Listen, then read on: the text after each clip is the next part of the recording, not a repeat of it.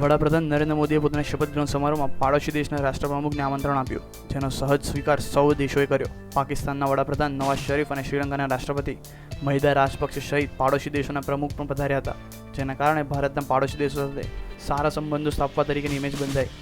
જાણકારો કહેવું છે કે એશિયાના સૌથી મોટી અર્થવ્યવસ્થાને નવા શિખરો પર સર કરવા અને ચીન સાથે પ્રતિસ્પર્ધા કરવાના ઉદ્દેશથી જાપાન સાથે ભારત ગઠબંધન કરવા માંગે છે. જાપાનની જીજી પ્રેસે રિપોર્ટ આપ્યો હતો કે મોદી સૌથી પહેલાં જાપાનની યાત્રા પર આવશે. ત્યારબાદ ભારતના વિદેશ મંત્રાલય આ મામલે સફાઈ આપી કે મોદી આગામી મહિને જાપાન યાત્રા પર જ જશે, પરંતુ મોદી પોતાની વિદેશ યાત્રાની શરૂઆત પાડોશી દેશ ભૂટાનથી કરશે. આ ઉપરાંત સપ્ટેમ્બર મહિનામાં મોદી સંયુક્ત રાષ્ટ્રના વાર્ષિક અધિવેશનમાં ભાગ લેવા અમેરિકા જશે અને તેની મુલાકાત અમેરિકાના રાષ્ટ્રપતિ બરાક ઓબામા સાથે પણ થશે. જાપાનના ઇન્ફ્રાસ્ટ્રક્ચર બહુ મોટો ઉદ્યોગ છે. ભારત તેના માટે એક મોટું બજાર બની શકે તેમ છે. જોકે જાણકારોનું કહેવું છે કે ભારત અને જાપાન માત્ર આર્થિક કારણોસર એકસાથે નથી, પરંતુ તેમને ચીન પણ જોડે છે. બંને દેશોની ચીન સાથે સીમા વિવાદ છે. ચીન સતત પોતાનું સૈન્ય તાકાત વધારી રહ્યું છે, જેના કારણે ભારત અને જાપાન બંને ચિંતિત છે.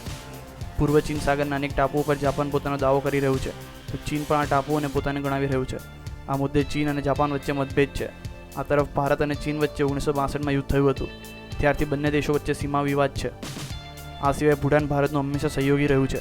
ચીન સાથે તેનો મતભેદ થતા રહ્યા છે. જ્યાં સુધી અમેરિકાનો સવાલ છે, તે જાપાનનો સાથીદાર છે, અને અમેરિકા પણ ચીનની વધતી આર્થિક અને સૈનિક તાકાતથી નાખુશ છે. જાપાન અને ભારતના સંબંધો પણ અમેરિકાને પસંદ આવશે.